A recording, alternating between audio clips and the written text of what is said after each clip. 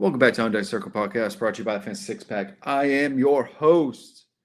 Can't think of an adjective today. Nick Z over here with my very good friend named Jason Beckner. Jason, how are you on this fine evening? Doing great. Cubs were the best team in baseball for a short couple of games. Yeah. Lost 3 in a row. Happens. And fallen down a little bit. But hey, that's baseball, baby. Today's another day. Yeah, so one of my coworkers is actually a big Cubs fan. And we just talk about it's crazy how good they are because their pitching is just hurt and garbage. Yeah. It's just kind of like Ed Cab's been fine. Nothing amazing. But in general, they could really make a push and get a top end arm. Take Sonny Gray. Yeah. I don't know. He's Sonny Gray. I'd take a Logan Webb. Yeah. I'd take who are some other teams that might be selling? I don't know. There's a couple of guys that are out there.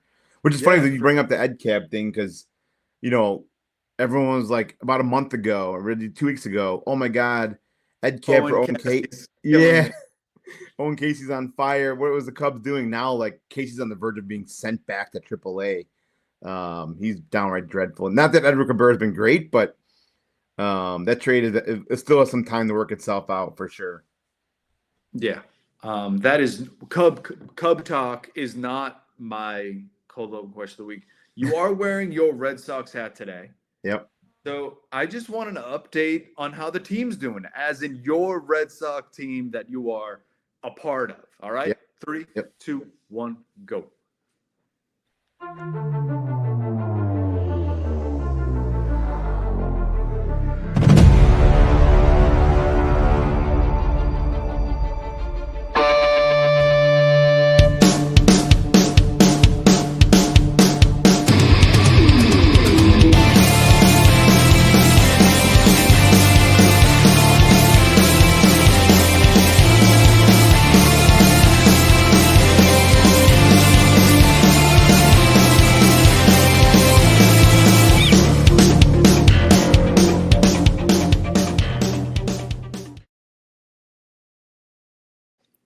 All right, Jason.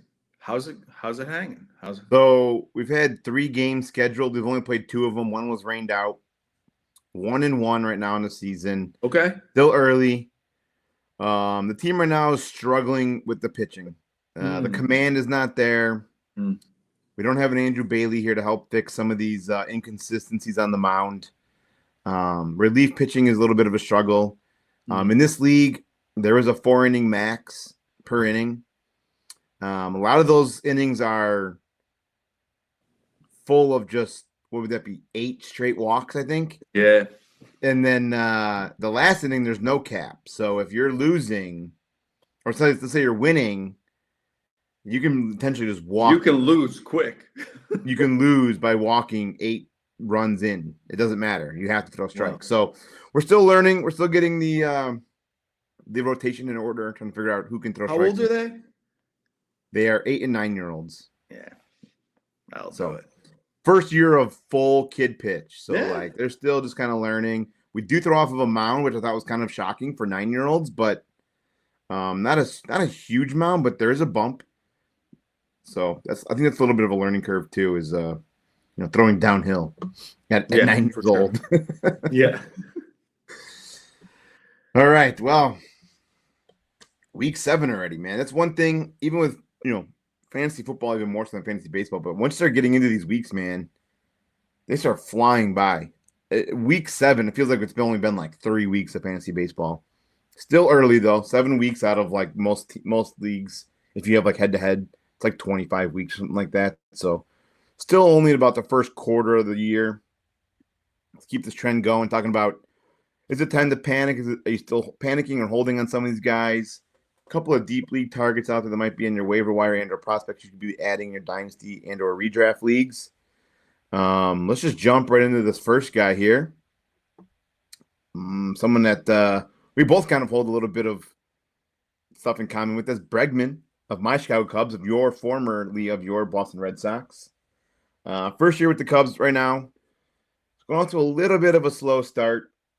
Not quite what we had in mind, but currently slashing 233, 326, slugging 350 with a 305 WOBA. Currently only has a 94 WRC plus. The K rate slightly inflated from his normal. Still ranks near the top of the league, but just not. It's a little bit more than we're used to seeing from him. Currently, according to Fangraphs, he has a negative offensive WAR, 1.5 negative WAR offensively for Bregman. Just not what we had in mind. I thought maybe he was a slow starter. I know the weather has not been great. The Cubs have had quite a bit of home games. I think they've already played in like 20 home games or something like that. They've had a lot of home games, and the weather's been shit here.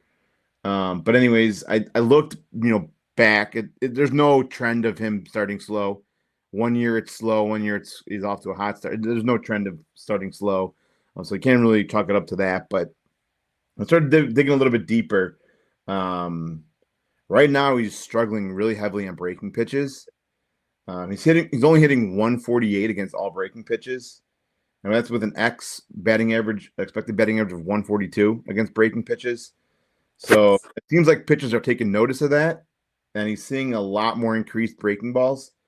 He's actually seeing breaking balls almost 40% of the time right now, which is increased from his previous years past. So right now it seems like he's not picking up the breaking pitches, whether that's the curveball and the slider, or the slurve. He's just not keying in on those, and he's really, really struggling with that a lot. I don't know. I think still early enough to hold, but I will say I do own him in a shallower, the Fantasy Six-Pack series I own him in. He has been on my bench almost all year so far. I am at the point now where like my offense is so loaded in that league because it's such a shallow like starting lineup. Like there's no corner nor no middle. He needs to force his way into my lineup in that, if that makes sense. You know what I mean? Like he's not doing anything that makes me like, oh, I need to put him in my lineup. But what say you? Are you holding? Are you panicking on Bregman? Someone that has seen a full year of Bregman. Yeah, I would be lying if I said this didn't make me happy. Struggling. Yeah, I mean, you weren't hitching your wagon to Alex Bregman to begin this season, unless like if you own him in a dynasty league, I get it. But like, yeah, you're not counting on him to be Alex Bregman because like even like last year, like yeah, he hit over 270. His on base over 350, but like he only hit 18 runs. Yeah, and you can like find like. I'm going to talk about someone in a little bit that's basically probably trending towards Alex Bregman's production. Like for this, he's mirroring kind of what Bregman did last year, this year. So I don't know. If you're counting on Alex Bregman, you're in more trouble than anything. But yeah, I'm still holding. Cubs are hot. He's like everything's just kind of like what you're seeing in a declining former superstar. Yeah. So like we talked about Bogey last week. Like Bogarts has been trash for the better part of the last like 4 seasons, and right now he's having like a renaissance. And we could look at the end of the season, and he could probably be just as good as Bregman. Bregman could be just as good. It's just a matter of weeks. And I do have a question for you that's not particularly about Bregman. What point, because we keep saying it's still early. Yeah. It's still early. When do we stop the it's still early? Is it June? Like June 1st? I think we're pretty much at that stage right now. I know a lot of teams have that, like there's like that unwritten rule. Like if your team is like below 500 as a team, like outlook for not fancy purposes, but like MLB status. If your team is like underachieving by Mother's Day, they always say, or like by Memorial Day, just chalk it up. Like you know what I mean? Though, don't get your hopes up by it. So I think right around now, Memorial Day is probably a good time, a good barometer line to be like, okay, it's no longer early. We're talking about now. We're in week 7. Like I just said, if you're in a head-to-head weekly matchup league, you probably only play like 22 to 25 weeks, depending on how your playoffs are set up.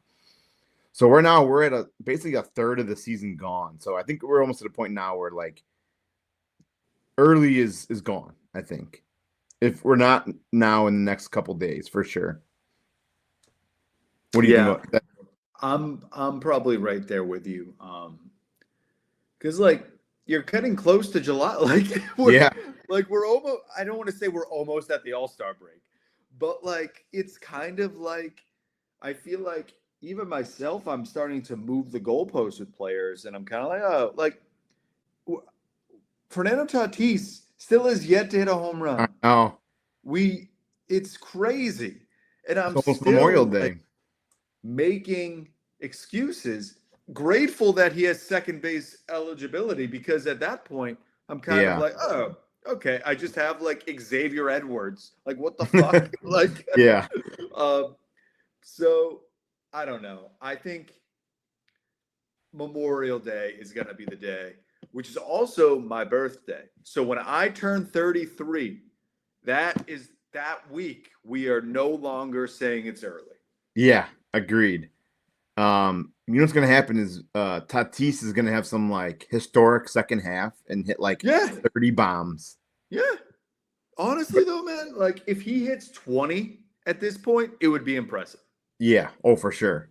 I think you gotta temper expectations down to like 15 at this point. But anyways, back to Bregman. When I was looking some stats up for him earlier, did you see some of these numbers he put up? Most specifically the 2019 season. Oh, yeah, man. 41 bombs, 122 runs scored, 112 RBIs, and 5 stolen bases, batted 296, like just an insane season. And then since that season, he knew what pitches he was seeing. that's what I was gonna say, is that you could almost guarantee at some point, because even the year before it, so they won the year that they were banging the trash can and won the World Series was 2017. And basically starting in 2017, 2018, and 2019 were his most insane years. Yeah. And if you look back since then, his career high since that 41 home run season is 26 in 2024. Wow. So it's kind of crazy to see not the decline, but the more of like the leveling out and the regression back to the norm after that 2018 and 2019 season. But yeah, like talking about like even last year, 18 home runs with 62 RBIs last year with Boston. So like he's not even like an elite level third baseman, I don't think anymore. I think no, the expectations is to be tempered. Like you just get a high average with like 20, 25 home runs a year. That's what you're going to get from Bregman. So I don't think, the days of hitting 30 plus bombs and 100 plus RBIs are way long gone for Bregman. Hasn't done it in almost 10 years. So yeah, for sure. All right. On to the next guy here. Someone that's obviously a lot of hot topic as he was last year, and that's Cal Raleigh of the Mariners. Very bad, very slow start. I don't know if you've heard this saying, not wrong, just late. That is me. I was not wrong about Cal Raleigh. I was just early. Because last year I was down on Cal Raleigh. And then he just absolutely made me look like a doofus. But, man, he is bad. And what we're seeing is not like this isn't the anomaly. Last year was the anomaly because the home runs are still there. Like he's got 7 homers, which again is not anything that's like amazing. But like he'll probably still hit 30 bombs and coming from catcher, that's great. But he's an absolute liability in an average league and even in an OBP because if you look back at 2024, he hit 34 homers. His average was 220, and it was the low 300s for his OBP. But right now, I don't see his expecting batting average is worse than 160. Yeah. Like that's crazy. And everything just kind of seems like, oh, maybe last year was just like, I don't know how you don't accidentally hit 60 bombs. You don't luck into that. I don't think Right. Cal Raleigh's doing the steroids either. I think it was just like He was locked in. he was just locked in for X amount of months and it worked out. And he Mhm. got some MVP votes. Great for him. But this is someone that I'm sure you wish you were selling in the offseason because that stock is crashing. He's almost 30. Catchers, they don't really age well unless you're Salvador Perez. And even now, we kind of see that he's not really working. But like, Salvi can at least like hit. Cal's kind of like a one-trick pony. Like he's a home run or bust type Yep. guy. So yeah, my call for Cal Raleigh's demise was not wrong. I was just early on the take. Yeah. He's having a very rough time at the plate. I don't know the exact number, but there was a stretch here in this last week where he was 0 for 38. Yeah, he That's just talking about broke like, it. yeah. That's hitless in what, like 6 games, 5 games, 7 games, something like that. He was hitless in. And it kind of goes to show you like the boomer bust player that he is. Like again, he was either home run or because 10 even games. last year, what's that? 10 It games? was 10 games. Yeah. So even last year when he had his phenomenal season, he still only batted 247. So you're right. He just hits a lot of just a lot of bombs, not a lot of high average, not a lot of extra base hits other than the home runs. Yeah, it's weird. I don't know, like to go from something so high, and then everything was trending upwards. To go 27 home runs, 30 home runs, 34 home runs, then you jump to 60 home runs, and then now we're probably looking at a 190 average, maybe a 200 average or something like that, and then like 25 to 30 home runs this year if we're lucky. I'm definitely panicking. You can't sell now though. As far as like panic or hold, you have to hold at this point. But if I'm the owner, I'm panicking on what the output is going to be for Cal Raleigh this year. I don't know if maybe there's an injury that he's kind of like hiding or whatnot. I'm not really sure, but to see this trendward down for Raleigh kind of sucks. Because it's like he was like the big almost dumper. Like was whole the thing. big dumper, switch hitting catcher, Captain America type esque thing, and just totally struggling this year. He showered in his full uniform, and then he got a hit. Oh, to break out of the slump. Yep, slump buster. Nice. So maybe this is the time to buy. If you want Cal Raleigh, go buy him now because he's not going to be any lower. And again, another superstar that did well in the World Baseball Classic. Yeah. There's Roman Anthony, there's Tatis, there's Cal Raleigh. There's so many instances of this, and like they have to move it. Like, do this, like make the All-Star break a little bit longer. Just make it like a 2-week thing or something similar like that. Yeah, kind of like how hockey does with the Olympics that just happened. The All-Star break was like 2 weeks long for the Olympics. They should do the same thing. But then you run it's hard though because like you're pushing the World Series until like December. Yeah, I think the move is to do it after the World Series. What they should do is somehow house it in Japan and then like the Caribbean in the winter months. Yeah.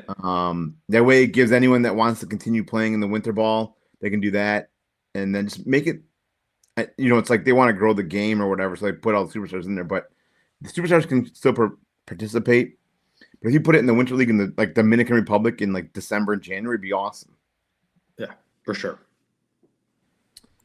So yeah, on to the next guy here. This one's a little bit of cheater on my side because he is injured right now, but still coming from a dynasty aspect, I thought it'd be worth talking about just because of the year that he had last year and coming off of.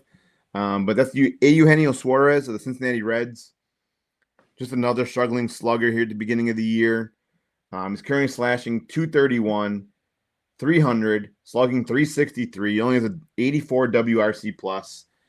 As they say, he's hurt right now. He's been on the IL for about the past 2 weeks now with an oblique strain, which obviously that's never ideal for hitters. Oblique injuries are one of those injuries that just kind of linger all year round. This one might almost want to chalk this up this season. I'm not gonna say I would, but you never know.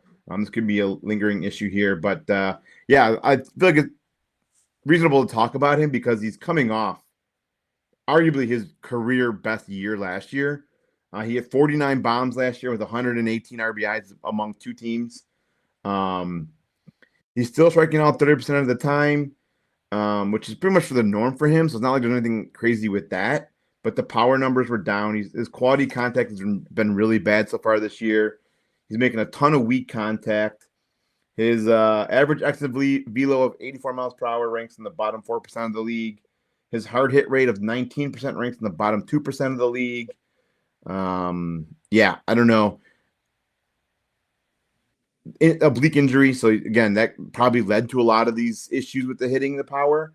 A sore back muscle definitely will not help in the power department, but coming from someone that did sell Suarez in the offseason, I'm almost ready to take a victory lap. I'm not there yet, but I'm almost ready to victory lap my sell of Eugenio Suarez this offseason. But yeah, this is going to be someone that I'd definitely be buying. I think price-wise, it's going to be fine, like pennies. Maybe a couple flyers, maybe cheap. Like a FYPD, like third round pick. Yeah. And you could have, like, he's someone that could realistically hit 30 home runs in the second half of the season. Yeah. So I think it's definitely worth the gamble. And if you own him, you didn't cut him. He's just sitting under IL. But yes, I think that like he's not gonna redo last season with that many homers, but I think he wasn't awful to begin the year. But yes, I think that the injuries didn't help. I mean, he had 100 plate appearances. So, like, again, it's early. He's hurt. I'm buying if I can get him. Yeah, I was trying to look up that trade that I did in the offseason. I don't know if it was more than it was so long ago. I can't even remember like a trade from literally March 4th. But I did get Michael Arroyo. It's obviously a highly ranked prospect. I think am I in this league with you? Ian's league. Oh, yeah. Have you done the I guess I could have gone to trade post, but I just went to the. You go to the player. Yeah, I did that. I went to go to trans. Yep. Fantasy. But I'm saying that won't include picks or money or anything like that. Oh, got you. Okay. So I feel like I may have gotten more, but maybe not. I may have just sold them. I mean, that's still great. Yeah. Love that. Good job. No victory laps yet. It's still early. It's still early. No victory laps yet. All right, let's jump over to our next guy here. Someone that you're going to talk about here is Corey Seager, another struggling slugger. Another struggling superstar. And Seager is an interesting one just because I feel like if you looked at his, like, if you're going through your lineup and you see how he's playing, you're not really noticing anything like too jarring other than the OBP. But he's got seven homers, 20 runs batted in, but he's batting 184 with an OBP just under 300. I think he is way too good to be nervous about him because we have not reached that Memorial Day mark yet. Still, and he's the same age as Alex Bregman, but I feel like I trust Seager's offensive profile more than I trust Bregman's. So I still think that we're going to get 25, 30 homers out of him. Like he's been he hit 21 last year in 102 games. So I think the homers are still going to be there. It's just more of like the getting on base seems to be the issue, and the Rangers have kind of been odd this year too. I feel like there's like weird energy about Wyatt Langford. Like I don't know what's going on there. He's always hurt. I feel like Seager's hurt. Um, so definitely someone that I'm like treading lightly on. I bought Seager in a lot of different places this offseason just because I was like, oh, just set it and forget it, shortstop for the next 6 months. But it hasn't been great. And I just don't know. It just has to be better because he's so good. Yeah. But also, like, does it like we could also throw like Lindor on this. Like, it's just so crazy how bad these superstars are. It's almost like in Space Jam where they just like take their powers away. Yeah. Like it's just like, oh, you turned 31, you're bad now. Yeah, you know who I almost wanted to bring up and talk about today was Juan Soto. I almost did. The guy that's historically been like awesome, especially for on base, is like insane right now how bad he is. The whole Mets team is just a disaster. But yeah, back to Seager. This is somebody I'd be trying to buy low right now. He is striking out a lot. His strikeout rate's up almost 10% compared to like his career average of 18%. It's up to almost it's at 27% right now. But yeah, I mean we're coming off of 21 home runs, but then before that it was 3 straight seasons of 30 home runs. It's only a matter of time too. He plays in Texas. It's gonna be about like 110 degrees down there. The ball's gonna be flying out of there. I'd be trying to look to buy low if possible on Corey Seager if the person trying to sell him. I think he bounces back here and we see a strong second half. If he can just stop striking out, I think if you take away like 10% of those strikeouts, that BABIP probably gets increased a little bit. And you're talking about at least a 250 average right now. He's betting 184. The BABIP's at 212, 10%. Yeah, I mean, it'd be close to that. So, I mean, if you can just cut down on the strikeouts a little bit, I think we'll be all right with Corey Seager. I hope so. Yeah. All right, so let's go into some deep league targets here. I got a prospect right off the bat we can talk about here, someone that I've been looking into this year. That's Nestor Herman of the Orioles. He's the Orioles' 10th ranked prospect. He was the 11th round, 331st overall pick in the 2023 draft. But right now he's trying to make a name for himself this year. He was a non-roster invitee to spring training. He did have some mixed results, only appeared in 2 games. One of them was bad, one of them was good, but he did have 7 strikeouts in those 5 innings that he appeared in the spring training. Last year was his first full year as a starter. He battled injuries in 24, but in 25, in his first full year, he had a 3.93 ERA, a 3.54 FIP, a 1.18 WHIP, and a 2.16 average against. Right now in 2026, he's at AAA. He's made 8 starts so far. He's got a 3.79 ERA, a 2.88 FIP. He's got a 30% strikeout rate, a 28% CSW rate.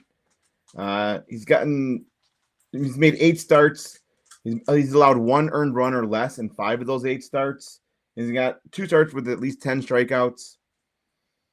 I'd assume it's only a matter of time before he gets the call at some point in the majors this year for Baltimore. Definitely probably during the dog days this summer, especially if he continues to pitch like he is. But right now, I think he probably only has the upside of like maybe a 3, probably more likely a 4 or 5 starter. He's not some like workhorse guy. You know, he put up like 120 innings a year, something like that for you. But for deep league target, I think if he comes up and proves he can continue to pitch like he is, the biggest thing right now with him is the walks. He just walks too many guys. If you can cut down on the walks and get that command under control, I think he can be a nice bulk inning pitcher for your dynasty leagues. I'm curious to see what he does going out. He's someone that was on my radar when I saw him in spring training. I kind of looked into him a little bit and just been kind of following him along a little bit here now. And last couple starts have been really good. I think he had like 3 straight starts of 1 inning, 1 run or less, the last 3 outs. So yeah, Nestor Herman. I had Nestor Herman on a team a few years ago and traded him for Royce Lewis. Not just him, but right. At that time, he was working on the pen. So definitely interested to see how he does as a starter, like on a more permanent basis. His profile kind of reminds me of Jake Bennett. He recently got called up by the Red Sox. Kind of that same tier of pitcher. Like this, we're not asking you to be an ace or a 2 or a 3, but if you can be a 4 or 5 for us, that would be great. So just give us like 5 innings a start. Yeah, exactly. Just like 5 clean, safe innings. Yeah. You don't need to strike out. Just limit the hard contact. That's kind of what I see with him. So give me like 5 innings, 2-3 earned. Yeah, and that's pretty much what you can expect from someone like Nestor, Herman, and Jake Bennett for sure. All right, that's my deep league target of the week. Let's see who we got here for you. Spencer Horwitz of the Pirates, who we actually talked about off camera last week, I think. I think we did. Yeah. I think we did. Because we were looking at first baseman on waiver wires somewhere. Yep. Did you pick him up? I did not. I didn't need one. Someone came back. Oh, okay. Or no, I know what it was. I have Luis Arise. He was hurt for like a day or 2, but he's back. Oh, great. Okay. Yeah. So Spencer Horwitz, he kind of was one of those like late prospect, like maybe was a prospect until he was like 26, and the Blue Jays called him up. And then he kind of like, he always hit in the minor leagues. He didn't do too great, but then he got traded to the Pirates. And last season was kind of like, I don't want to call it a breakout because like he wasn't amazing, but he hit 11 homers on OBP over 350. And I just kind of think he's one of those like I don't want to say set and forget a first baseman, but like if you have a power hitting, if you have Cal Raleigh, he's a great person to have as your first baseman because you're hoping Cal can get those home runs up, and then Horwitz can kind of help you with the OBP bump. Obviously, it'd be great to have someone amazing, but I think Horwitz I think he's just going to be like a MLB regular for the next. He's 28, so like 5-6 seasons until the Monstars take his abilities away. But currently, he almost has an OBP of 400. He's hitting over 270. He's got 3 homers.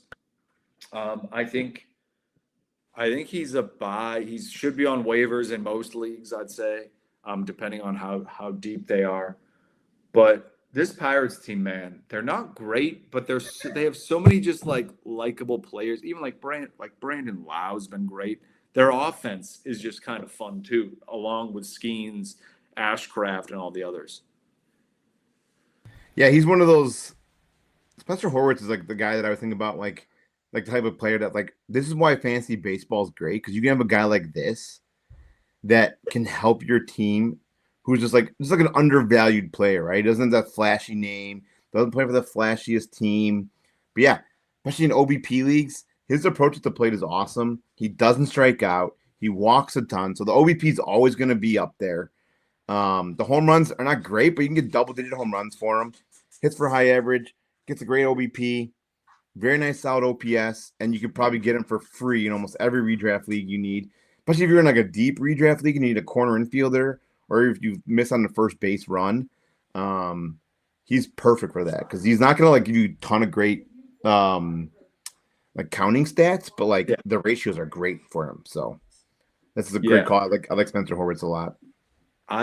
So we were talking before the show on one of my teams. I have Vinny P and Spencer Horwitz, and I've only been playing Spencer Horwitz just because he's been getting on base. So definitely someone that I'm kind of keeping an eye on. And like the Pirates are a team that like I'll check their box score just because I'm like, and like we'll see. O'Neal Cruz is fun. Like there's just so many Nick Gonzalez, someone that we spoke about recently. All of those are just real quick. You know, you brought up O'Neal Cruz, and there's a guy that I've always been out on. And I know a lot of people are out on him to begin this year in the offseason. Did you know that you know where he ranks in Fantasy Pros current rankings? I don't know how they use it. I think it's like combination of like counting stats and things like that. Probably like top 5. What if I told you that he was the number 1 ranked hitter in baseball according to Fantasy Pros right now? Yeah, that's crazy. If you look it up, it's like 15 stolen bases. I guess that kind of. Yeah, and he's got like 10 home runs, I think. Yeah, 10. And he's hitting for a high average. And the OBP's up. Yeah, so it's like he was one of those guys. It's kind of funny. It's like I remember not just myself, but there was a lot of people that were like shitting on and like sleeping and like almost fading O'Neal Cruz. And here we are. It's still early, but it's still early. It's still early, but he's currently the number 1 ranked hitter according to Fantasy Pros right now at the moment, ahead of Ohtani, ahead of Judge. Yeah, kind of crazy. Speaking of people that people were out on, Junior Caminero, I feel there was like a week on Twitter where people were just like, he stinks. Yeah. Did you see he hit a home run off of Peyton Tolley on Sunday? Mm-hmm. The ball had no business being touched. It was in the dirt. He looked like Vlad.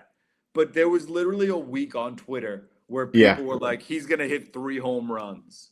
He was like the opposite of what we're talking about. Like he was awesome in the WBC and then like started slowly and now he's back and he's just hitting bombs every other game. Yeah, he's awesome. Also, real quick before we get out of here, talked about AJ Ewing last week. Got called up to the big leagues. Had an insanely fun debut. I think he went 1 for 1 with like 3 walks, including like a sac fly. So yeah, AJ Ewing is up. He looks to be fun. Add him anywhere you can, especially in OBP leagues. I think at least if you're going to get anything from him, he'll be a solid OBP guy. He's going to draw walks. There'll be some sort of spark plug. Oh, he stole a base in his debut. He walked and stole a base. So if you need stolen bases and on-base percentage, look for AJ Ewing on your waiver wire. Could be a great addition for the Mets and your fantasy team. So shout out AJ Ewing. Shout out AJ Ewing. All right, Nick, that's going to do it for this week. Unless you got anything else.